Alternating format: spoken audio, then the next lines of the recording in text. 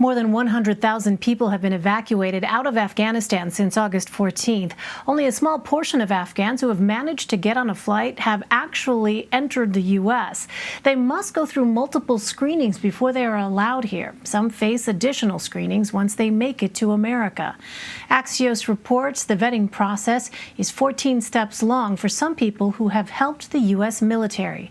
Steph Kite wrote that piece. She is a political reporter for Axios. Steph, thanks very much for being with us. So walk us through the categories people who are leaving Afghanistan for the U.S. fit into. Right. So the first category is, of course, U.S. citizens and green card holders who were in Afghanistan and are now trying to escape and come to the U.S.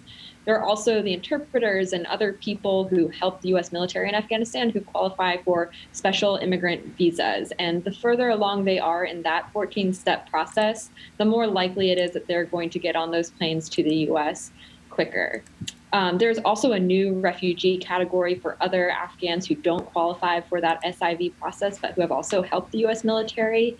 And then, of course, the last category is just your usual refugees, the people who are able to flee Afghanistan and then down the road are able to be resettled into the U.S.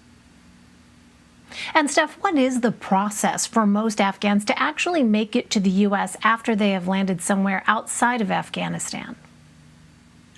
Right. So after, they've made it through the Taliban checkpoints and through the mobs at the airport, hopefully safely onto the planes, they're being taken to transit countries. The one that we've seen used the most in the past was the one in Qatar, which Axios reported there were really horrible conditions there. There are a few other U.S. bases that are being used now. So people are being taken to places like Germany, for example, and other places. And it's there that they'll be processed and vetted. The U.S. will vet them, go through their regular process, screening, and from there they'll get on planes to the U.S. The State Department has said that they do not have to get tested or have a negative COVID test before they travel to the U.S., but upon arrival at U.S. airports, Afghans and people leaving Afghanistan are being tested in the airport before continuing on with the process. That was going to be my question, is how is the coronavirus affecting that process of bringing people out of Afghanistan? Yet one more complication here in that process. Well, Homeland Security Secretary Alejandro Mayorkas has implemented humanitarian parole to let people fleeing into the U.S. who would normally have no legal status. So who has this helped so far?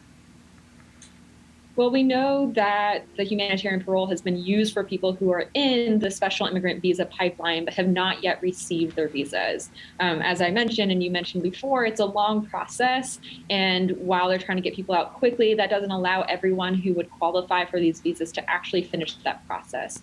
So by using humanitarian parole, the DHS secretary is allowing people to be here in the U.S. while that process carries out. The administration has said that they are using humanitarian parole for potentially other vulnerable Afghans, but it's not yet clear how many other people they're going to use that mechanism for, whether they'll expand it to, refugees outside of the SIV category. That's something that certainly a lot of advocates are asking the administration to do, to use that power to bring more people to the U.S. and quicker. But the numbers are still, we're still waiting to see exactly how many people are benefiting from this.